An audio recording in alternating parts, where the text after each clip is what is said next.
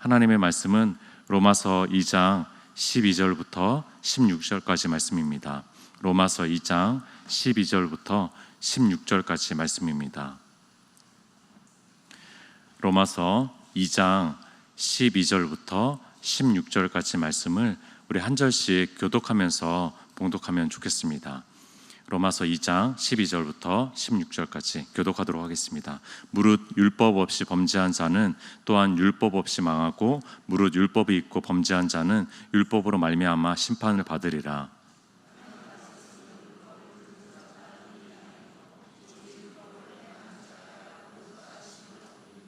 율법 없는 이방인이 본성으로 율법의 일을 행할 때에는 이 사람은 율법이 없어도 자기가 자기에게 율법이 되나니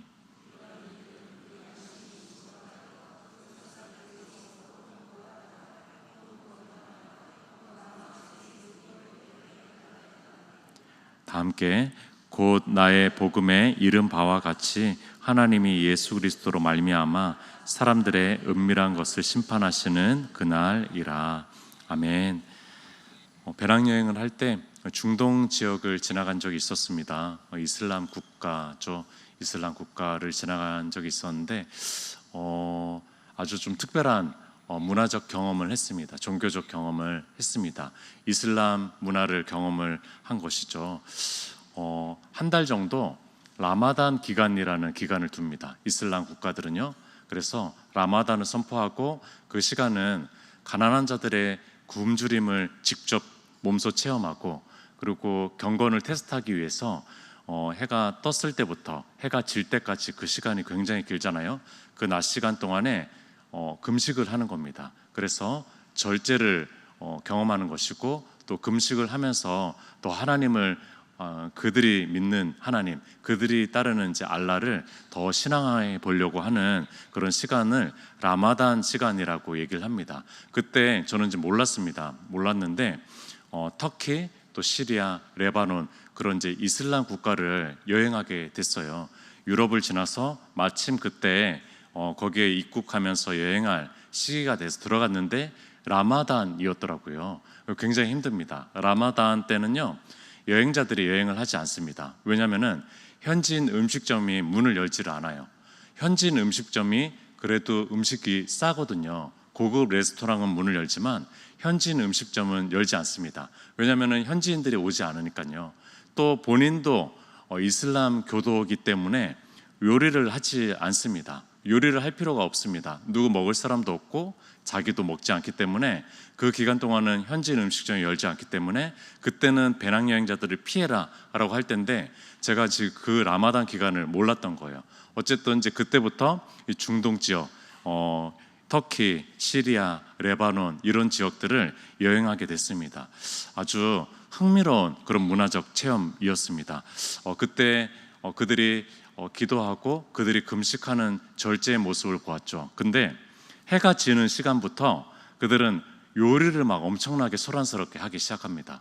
그때부터는 마치 그들의 율법이 없는 것처럼 막 자유분방하게 행동하면서 해가 딱 떨어지는 순간부터 음식을 막 먹습니다. 그러니까 굉장히 재밌죠.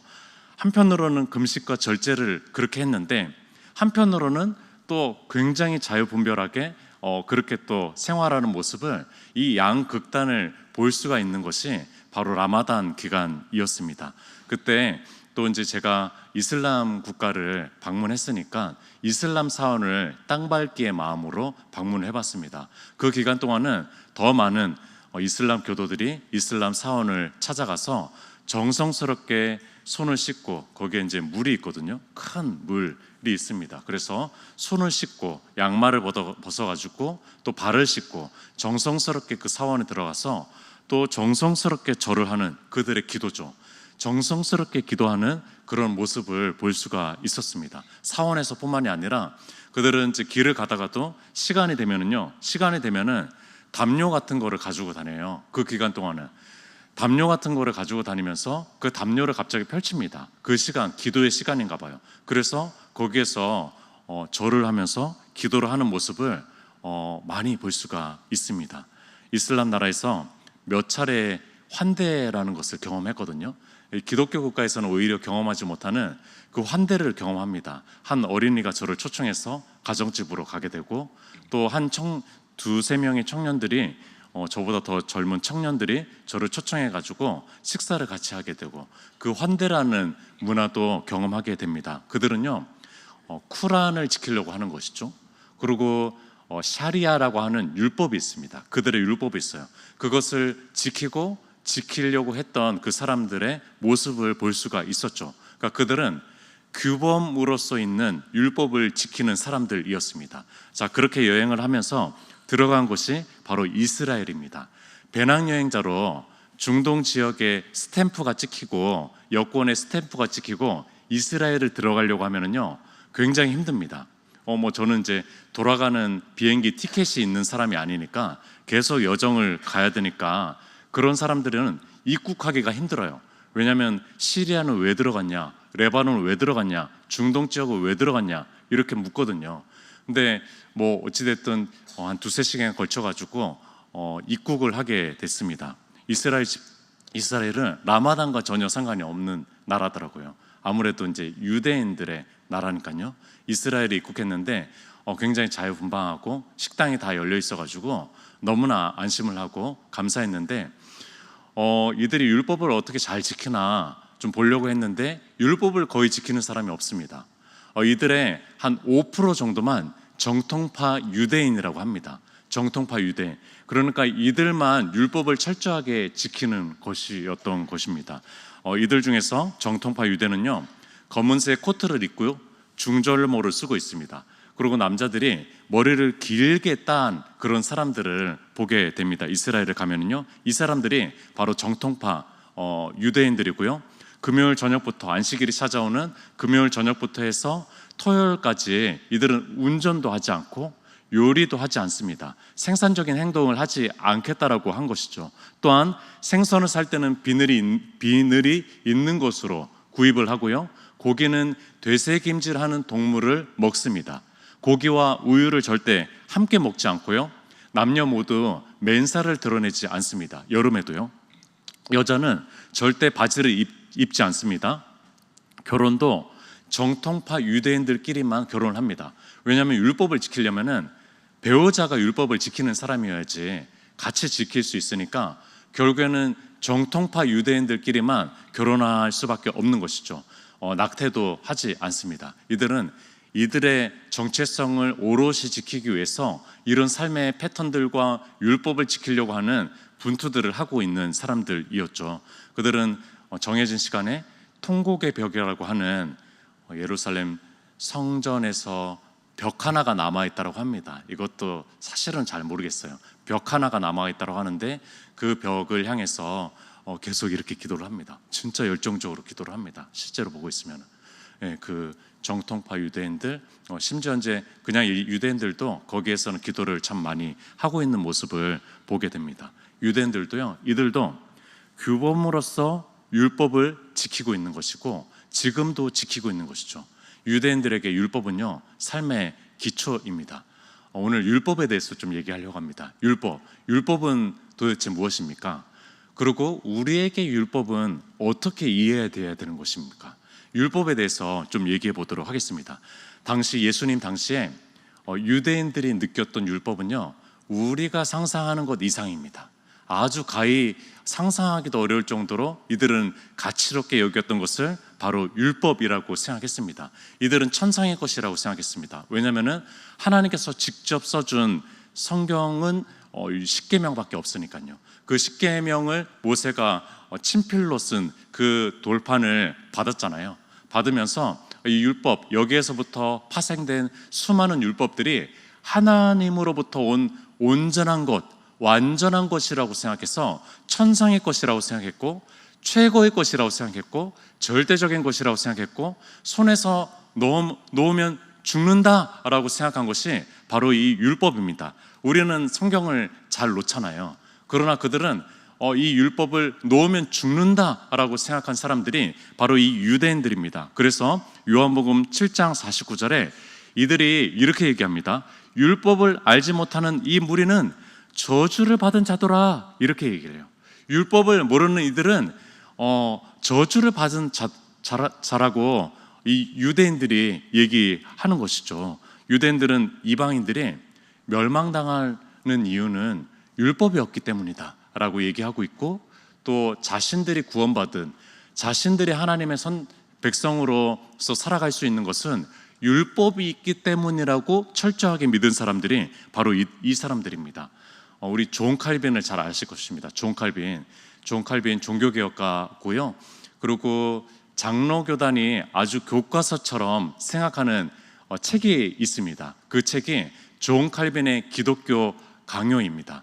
우리 이제 성결교단에서는 이것을 배우진 않지만 장로교단에서는 어느 교단이나 이 기독교 강요를 꼭 배웁니다. 여기에 율법을 이렇게 존 칼빈은 얘기했습니다. 하나님의 법은 모든 의의 완전한 표준이다. 그것은 주님의 영원한 뜻이다.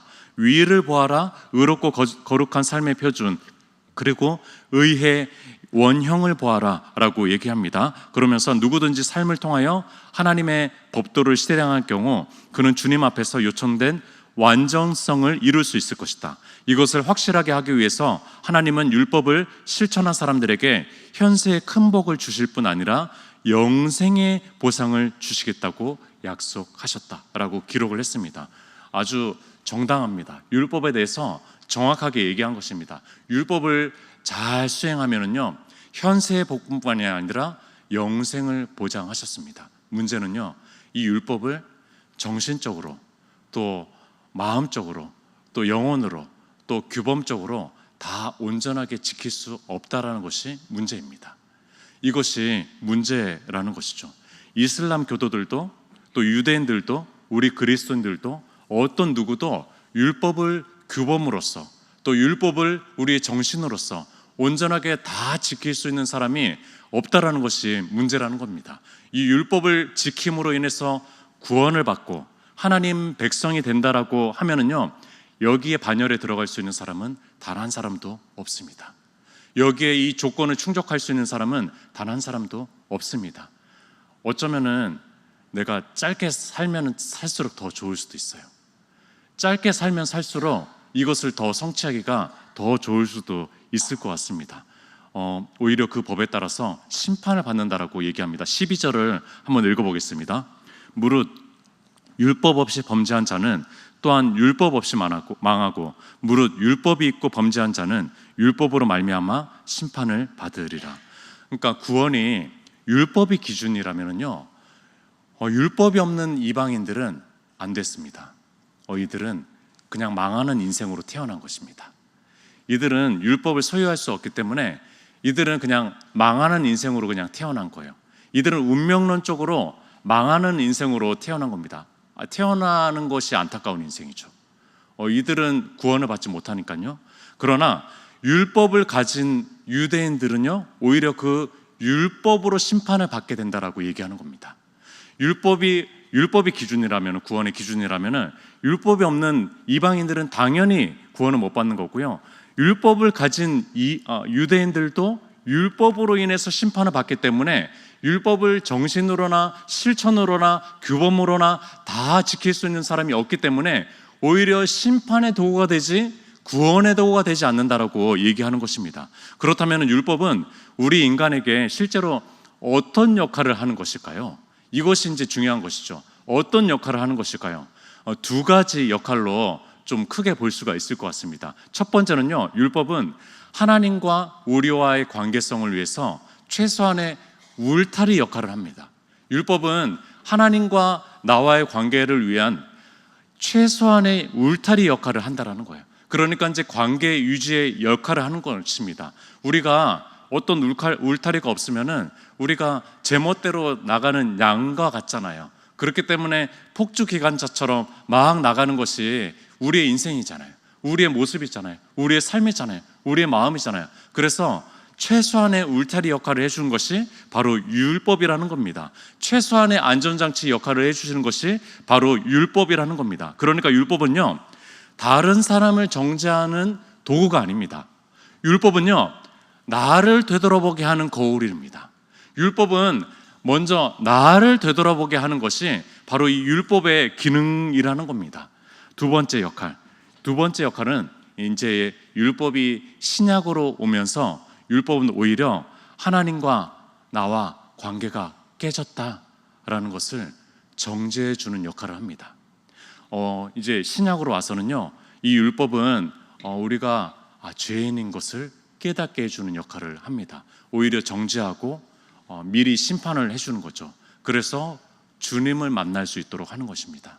그래서 온전한 의신 하나님을 바라볼 수 있도록 하는 것이 바로 이 율법의 역할입니다. 그러니까 우리가 잘못해서 죽는다라는 것을 미리 알려주는 거예요. 너희 죽는다. 너희 죽는 길을 가고 있어. 너희 지금 죽어가고 있는 것이거든 라는 것을 알려주는 것이 바로 율법이라는 것입니다. 그렇다면 이런 질문을 좀 던질 수 있습니다. 율법을 가지지 않는 자는 죄인임을 어떻게 깨닫죠? 이것이 이제 궁금한 점이죠. 그래서 그 부분에 대해서 바울이 아주 내면의 통찰력을 가지고 오늘 이 본문을 기록한 것입니다. 율법을 가지지 않는 이방인들은 무엇으로 죄인인 것을 깨닫죠? 라는 겁니다. 14절과 15절을 보겠습니다. 율법 없는 이방인이 본성으로, 잘 들어보십시오. 본성으로 율법의 일을 행할 때에는 이 사람은 율법이 없어도 자기가 자기에게 율법이 되나니, 그러니까 이 본성이라는 것이 자신에게 하나의 내면의 율법이 된다라고 얘기합니다. 그러면서 15절에 이런 이들은 그 양심이라는 표현을 합니다. 우리가 생각하는 그 양심이라고 생각하면 될 것 같습니다. 그 양심이 증거가 되어 그 생각들이 서로 혹은 고발도 한대요. 그리고 때로는 변명도 한대요. 그러면서 그 마음에 새긴 율법으로 드러난다는 거죠. 그러니까 이 양심이라고 우리가 생각하는, 우리가 알고 있는 양심이라는 거 있잖아요. 양심법, 이것이 우리의 내면에 아직 남아있다라는 거예요. 그것이 유대인이든 그것이 이방인이든 우리의 마음에 이 양심법이 남아있어가지고 때로는 나 자신을 고발하고 때로는 그것에 대해서 변명하고 하는 것이 양심으로 남아있다라는 겁니다. 그러니까 우리는 이제 뭐뭇을 하지 말아라 라고 하는 부정명령 248개의 율법과 또 긍정명령 365개, 그래서 이것을 기억하기 쉽게 하기 위해서 2 곱하기 4는 8, 그래서 248, 그래서 또 긍정명령은 늘 매일매일 지켜야 되는 것이니까 365일 지켜야 되는 것이니까 365, 합치면은 613개가 율법이라고 하는데, 그 율법을 다 알지 못해도 이 율법이 내면에 있다라는 거예요. 이 율법이 양심으로 내면에 있다라는 겁니다. 그 얘기를 하는 겁니다. 그러니까 죄를 인지하는 감각 기관으로 아주 작게나마 그 장치를 마음에 두었는데 그 마음에 양심이라는 것으로 두었다라는 것입니다. 근데 그 양심은요, 마치 거울과 같아요. 율법과 같아가지고 그 양심을 쳐다보면 쳐다볼수록 내가 민낯이 드러나서 지저분한 내 얼굴을 발견하게 되는 것이죠. 내가 막 건강하다라는 것이 아니라 오히려 내 모습이 형편없구나, 내가 죄인이구나 라는 것을 느끼게 되는 것이 바로 이 양심이라는 것입니다. 그래서 누군가는 양심을 가장 잔인한 고문자라고 얘기했습니다. 가장 잔인한 고문자. 양심이 건강한 사람은 때로는 나를 고문합니다. 내 죄에 대해서 고발하고 고문해 줍니다. 그러나 그것이 있기 때문에 주님을 바라볼 수가 있는 것이죠. 온전한 의신, 주님을 바라볼 수가 있는 것입니다. 한 불신자분과 이런저런 대화를 하는데, 그분은 이제 불신자 분이셔가지고 종교를 이렇게 생각하더라고요. 이 종교도 좋고 저 종교도 좋고 이 종교도 좋아서 어떻게 해서든 그냥 구원까지 가고 어떻게 해서든 도를 닦으면 된다라고 생각하시는 분이었습니다. 그런데 아주 재밌고 아주 충격적인 얘기를 저한테 해주셨습니다. 제가 이제 목사니까 그래도 목사님이 된다는 것은 보통 일이 아니죠 라고 하면서 아주 특별한 표현을 해주셨습니다. 저한테 이런 얘기를 했습니다. 특별히 신이 점지해 주신 것이죠 라는 표현을 하더라고요. 제가 목사가 되고 나서 이런 표현은 난생 처음 들어봤습니다. 저를 점지받은 목사로 생각을 하더라고요. 근데 기분이 막 그렇게 나쁘진 않았습니다. 신이 특별하게 점지해 줬다라는 것을 그 사람도 인정하고 있는 거예요. 너무 재밌죠. 그 사람에게 일말에 남아있는 종교심인 거죠.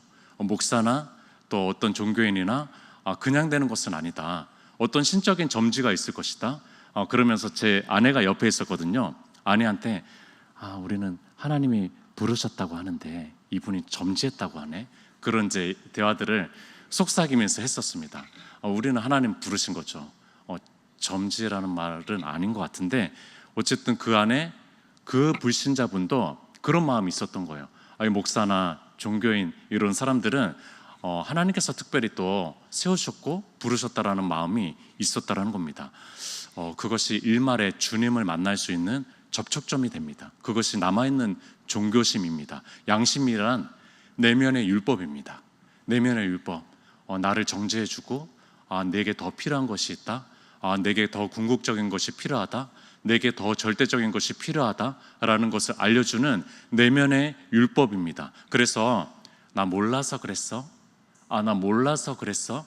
나는 죄인인지 몰랐어? 라고 변명할 수가 없는 것이죠. 우리의 양심이 있으니까요. 우리의 양심이 있으니까 변명할 수 없는 것이죠. 인간은 본래 하나님의 형상을 가지고 있습니다. 이마고 데오라고 얘기합니다. 이마고 데오, 라틴어로 하나님의 형상을 가지고 있고 그 형상 안에서는 하나님의 음성이 들립니다.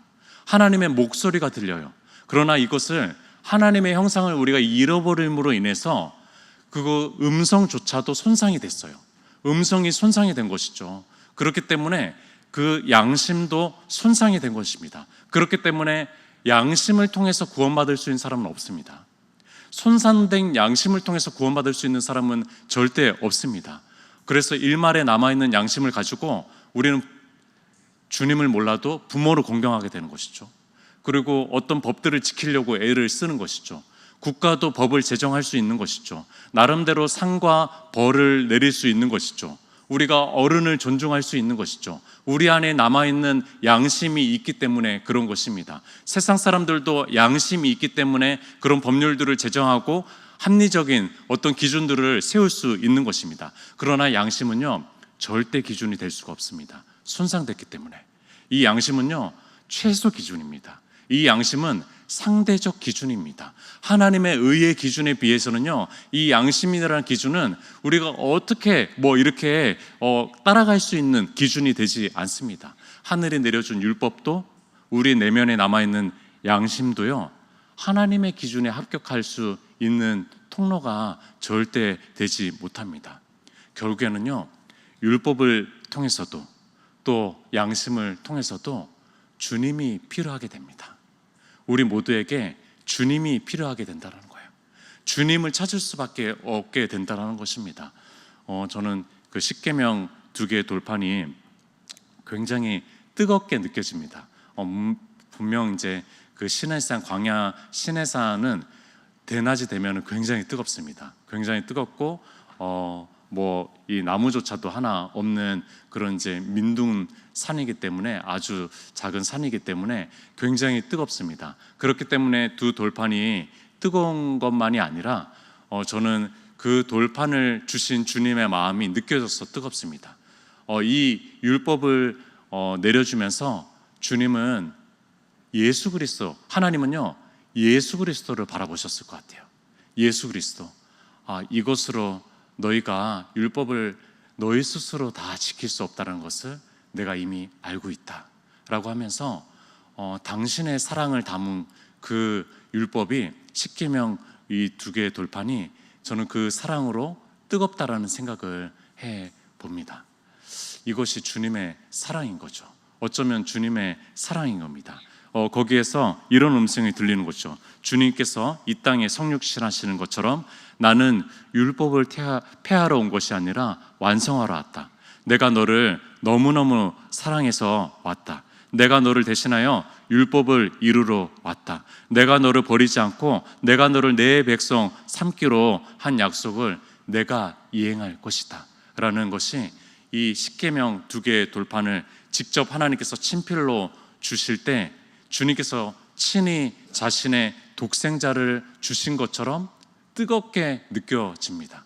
뜨겁게 느껴져요. 이들이 다 지키지 못할 것을 하나님께서는 어쩌면 아셨던 거예요. 아셨던 거죠. 그러나 그 십계명 율법은 주님을 보여주는 모형이 된 거죠. 그림자가 된 것입니다. 그 십계명 2개의 돌판, 또 우리에 담겨진 이 성경에는요, 주님의 보혈이 철철 넘칩니다. 그것으로 인해서 우리의 마음의 양심도 주님의 보혈로 철철 넘치기를 바랍니다. 그래서 김남준 목사님은 이런 얘기를 했습니다. 구약은 신약을 필요로 하게 된다. 주님의 복음을 필요로 하게 되고, 또 신약은 구약을 향해서 나아가게 된다. 주님의 율법을 우리가 감사함과 은혜로 또 지키기 위해서 구약을 향해서 나아가게 된다. 이것이 자연스럽게 선순환하게 된다는 거죠. 그런 삶이었으면 좋겠습니다. 우리가 말씀 앞에서 우리가 죄인인 것을 깨달을 때 주님을 다시 한번 손을 꼭 붙잡고, 또 그 은혜 안에서 또 말씀을 지켜보려고 하는 삶, 그 삶이 우리의 삶이었으면 좋겠습니다. 기도하도록 하겠습니다. 하나님께서 우리를 또 말씀을 또 허락하여 주시고, 또 우리에게 선한 양심으로 살아가고자 하는데, 그것조차도 주님의 공로와 주님의 보혈이 없이는 우리가 불가능한 것을 느끼고 또 알고, 또 주님을 더 찾고 주님과 날마다 동행하며 주님과 함께하는 그런 귀한 삶이 될 수 있도록, 그런 한 날이 될 수 있도록 우리 주여 한번 외치고 기도했으면 좋겠습니다.